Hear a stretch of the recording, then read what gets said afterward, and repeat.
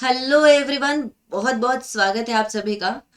Actual में काफी दिन से Mohammad Yunus led interim government पर इल्जाम लग रहे थे कि ये लोग 1970 से लेकर 75 के बीच में जितने भी इवेंट्स हुए, बांग्लादेशी फ्रीडम स्ट्रगल हुआ, इसको अंडरमाइन करने की कोशिश कर रहे हैं और इस पूरी लेगेसी को खत्म करना चाहते हैं। दैट इज वाई ये मुजीबुर रहमान को भी बांग्लादेश से मिटाने की कोशिश कर रहे हैं। तभी तो इनफैक्ट जब अगस्त 5 पर शेख हसीना का बांग्लादेश से एग्जिट होता है, जब स्टूडेंट मूवमेंट काफी ब्रॉड हो जाता है, उसके बाद ये लोग मुजिब के पर्सनल स्टैच्यूज पर भी अटैक करके उन स्टैच्यूज को भी गिराते हैं। लेकिन कोई ये बात मानने को तैयार ही नहीं था। आवामी लीग कब से चिल्ला रही थी, लेकिन बहुत सारे लोग तब भी इस पर अग्री ही नहीं कर रहे थे। ना ही इंटरनेशनल अटेंशन इस तरफ जा रहा था। बांग्लादेश के लोग भी इस बात को नहीं मान रहे थे। लेकिन आज ही इस बात के साफ साफ इंडिकेशन आते हैं, क्योंकि कल यूनेस्को के फेसबुक पेज पर एक अनाउंसमेंट होता है। ये अनाउंस करते हैं कि कैबिनेट बहुत जल्द ये सारी डेट्स जो आपके सामने मेंशन्ड है, इन सबको नेशनल हॉलीडेज की लिस्ट से हटा देगा। चलो, एक पल के लिए मान लेती हूँ कि इनमें से कुछ डेट्स शायद नेशनल हॉलीडे की तरह उतनी इंपॉर्टेंट ना हो, और शेख हसीना ने अपनी फैमिली मेंबर्स से रिलेटेड कुछ डेट्स को शायद नेशनल हॉलीडेज की लिस्ट में डाल दिया, जैसे उनके भाई का बर्थडे, उनकी मदर से रिलेटेड कुछ डेट्स। लेकिन ये तो बात है ना बॉस, कुछ डेट्स बहुत इंपॉर्टेंट है, जैसे March 7 हिस्टोरिक एड्रेस वाली डेट थी, जिसको मैं आपको आगे बताऊंगी। शेख मुजीबुर रहमान के असैसिनेशन वाली डेट, इस दिन बांग्लादेश की हिस्ट्री में एक इंपॉर्टेंट टर्न आया था। ये सारी डेट्स नेशनल हॉलीडे की तरह ट्रीट की जानी चाहिए। लेकिन ये इंपॉर्टेंट डेट्स भी under the garb of non important days national holiday की लिस्ट से हटाई जा रही है। और इसका इस टाइप की हरकतों का साफ साफ एविडेंस भी मिलता है। जैसे मैं आपको एक डेट की तरफ लेकर जाती हूँ, 1952 का 21 फरवरी।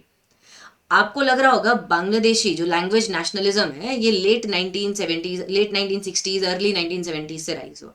दैट्स वाई फ्रीडम स्ट्रगल 71 में शुरू हुआ, लेकिन ऐसा नहीं है। इसके 20 साल पहले पहली बार इस लैंग्वेज के असर्शंस के आपको रेमिनेंट्स दिखाई देते हैं, जब इस डेट को बहुत सारे स्टूडेंट्स सेक्शन 144 को डिफाई करते हुए अपना लैंग्वेज असर्शन करते हैं, और तब पुलिस वाले इन पर ब्रूटल क्रैकडाउन करते हैं, जिससे स्टूडेंट्स की डेथ हो जाती है। तब बांग्लादेशियों को पहली बार लगता है कि उनकी लैंग्वेज को पाकिस्तान में रिकॉग्निशन है ही नहीं, and that is why they should be independent as a country and their destiny actually doesn't lie with Pakistan. और फिर ये धीरे धीरे आवामी लीग को बिल्ड करते हैं, अपने मूवमेंट को शुरू करते हैं, मुजीबुर रहमान का लीडरशिप आता जाता है। लेकिन जब अभी इंटरिम गवर्नमेंट के एक एडवाइजर से पूछा गया कि भाई साहब, आप इस डेट के बारे में क्या बिलीव करते हो, क्या हमारी हिस्ट्री 1952 में शुरू होती है, ये बोलते हैं नहीं, ऐसा कुछ भी नहीं। उसके पहले भी बहुत सारे फ्रीडम स्ट्रगल के मूवमेंट्स हुए थे, जब पूरा ये बंगाल यूनाइटेड था फ्रीडम के पहले, और उसके बाद भी बहुत सारी चीजें हुई हैं। इनफैक्ट अभी 2024 में भी एक स्ट्रगल हुआ है। सो दैट्स वाई 52 कोई इंपॉर्टेंट हमारे लिए वो नहीं है। ऐसी बहुत सारी हमारे पास डेट्स है। That was an indirect answer कि भाई हम इस लैंग्वेज असर्शन को ना मानकर ईस्ट पाकिस्तान से अपने जो अलायंसेज हैं, अपने जो लिंकेजेस हैं, उनको ज्यादा रिकॉग्नाइज करते हैं। आप समझ रहे हो, इंपॉर्टेंट डेट्स को ये लोग ऐसे अंडरमाइन करने की कोशिश कर रहे हैं। कंटिन्यू करेंगे इस मुद्दे को, लेकिन उसके पहले आपके लिए एक इंपॉर्टेंट अनाउंसमेंट।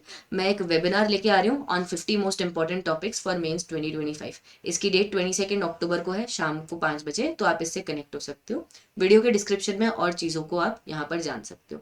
इसी के साथ साथ अगर आप यूपीएससी की तैयारी सिंसियरली करना चाहते हो, सीरियसली करना चाहते हो, तो करोल बाग में इंग्लिश मीडियम सेंटर में विजिट कर सकते हो आप।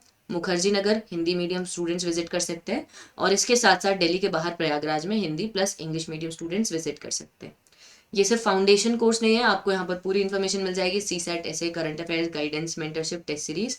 और अगर आप सेंटर नहीं आ सकते हो तो वीडियो के डिस्क्रिप्शन में लिंक है, लिंक पर क्लिक कर सकते हो। Along with that Unacademy app है, इसको भी आप इंस्टॉल कर सकते हो by clicking the link in the description below. आ जाते हैं मेन मुद्दे पर। देखो, March 7 जिस डेट को हटाने की बात कर रहे हैं, उस दिन पर 1971 में एक्चुअली इनके जो बंगबंधु शेख मुजीबुर रहमान है, इन्होंने रेस कोर्स ग्राउंड से एक फियरी स्पीच दी थी। और इन्होंने कहा था कि हर एक बंगाल के घर को अब फोर्ट ऑफ रेजिस्टेंस की तरह क्रिएट करना है, और हमें अपना फ्रीडम चाहिए, इंडिपेंडेंस चाहिए। एक्चुअल में इन्होंने ऐसा इसलिए कहा क्योंकि इनको सरकार चलाने ही नहीं दी जा रही थी। 1970 के जनरल इलेक्शंस में ईस्ट पाकिस्तान में जितनी सीटें थी, उसमें से 2 सीटें छोड़कर बाकी सारी सीटें 160 के आसपास जीत गई Awami League, which was led by Sheikh Mujibur Rahman.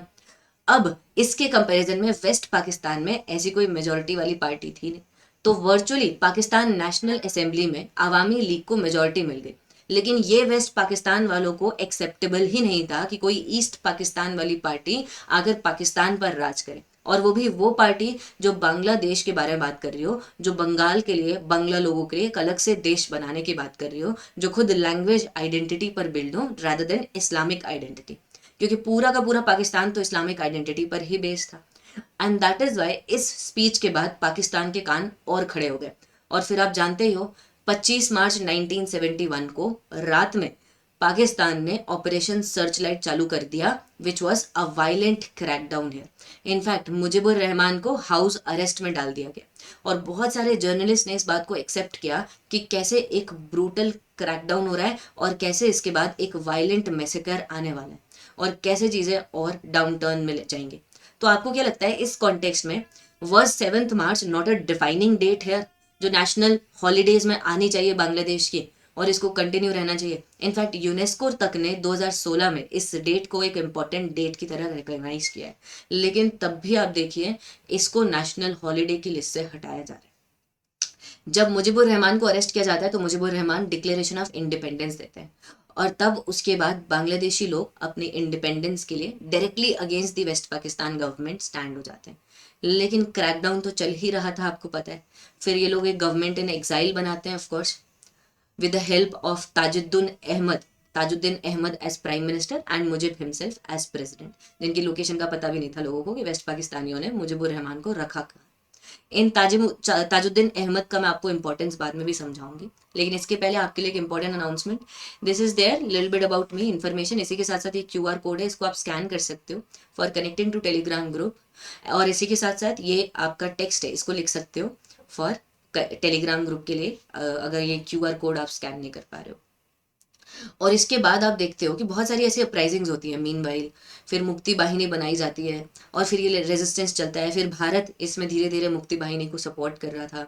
फिर पाकिस्तान अचानक से 3 दिसंबर वाले दिन भारत के ऊपर प्रीएम्प्टिव स्ट्राइक कर जाता है, जिसमें पठानकोट के एयरबेस पर भी ये लोग अटैक करते हैं। उसके बाद फिर भारत ऑफिशियली इस वॉर में आ जाता है। भारत एक्चुअली वेट ही कर रहा था विंटर्स आए, थोड़ा सा गंगा का पानी सूखे, पद्मा ब्रह्मपुत्र का पानी सूखे, तो हम यहाँ पर पाकिस्तान को मजा चखाएं। फिर फाइनली 3 दिसंबर से आप देखो जस्ट विद इन 10 और 11 डेज जब वॉर डिक्लेयर होता है, उसके जस्ट विद इन दोज हम विक्ट्री डे को सेलिब्रेट करते हैं बांग्लादेश मुक्ति बाहिनी और इंडियन फोर्सेस के साथ, जिन्होंने एक एलाइड कमांड बनाया था और पाकिस्तान को सरेंडर करवा दिया। So that is there history. और इसके बाद फिर ये हिस्ट्री रुकती नहीं, ऑफकोर्स नया कॉन्स्टिट्यूशन बनेगा, और ये जो कॉन्स्टिट्यूशन डे है इसको भी ये लोग नेशनल हॉलीडेज की लिस्ट से हटाना चाहते हैं, जो नवंबर 4 1972 वाली डेट पर आया था। इनफैक्ट उसके बाद शेख मुजिबुर रहमान अपनी खुद की एक जातीय वाहिनी बनाते हैं। ये इनकी पर्सनल सरकार होती है, पर्सनल इनकी आर्म्ड रेजिस्टेंस ग्रुप होता है। एक्चुअल में होता क्या है, आर्मी में अभी भी बहुत सारे रेमिनेंट्स थे जो इस्लामिक आइडेंटिटी पर बेस्ड थे, जो प्रो पाकिस्तानी थे, वेस्ट पाकिस्तान से अभी भी एलिजेंस रखते थे। तो इस चक्कर में मुजिबुर रहमान को रियलाइज हो गया कि हाँ, मुझे अपनी ऐसी पर्सनल यहाँ पर जातीय वाहिनी, पर्सनल रेजिस्टेंस ग्रुप बनाना चाहिए। और ये रेजिस्टेंस ग्रुप एक्चुअली बहुत सारे लोगों का इंटिमिडेशन भी करता है जो अवामी लीग के खिलाफ थे। इससे आर्मी वाले और यहाँ पर नाराज हो जाते हैं और ये लोग फाइनली एक कू करवा देते हैं। एंड अगस्त 15 1975 की डेट पर मुजिबुर रहमान का असैसिनेशन करवा देते हैं। मुजिबुर रहमान को मार देते हैं, उनकी पूरी फैमिली को मार देते हैं, और इस असैसिनेशन से शेख हसीना बड़ी मुश्किल से बचकर लंदन भाग आती है। बट ओवरऑल आप समझ रहे हो ये इंपॉर्टेंट डेट्स हैं। इनको हटाए जाने का सिंपल एक मैसेज ही यही है बांग्लादेश का कि हम इन सारी चीज़ों को रिकॉग्नाइज नहीं करते। ये लोग अपने तरीके से दोबारा अपनी हिस्ट्री को लिखना चाहते हैं। इसमें भारत क्या कर सकता है, एक बार बताइएगा ज़रूर कमेंट बॉक्सेस में। Like share comment people, thank you.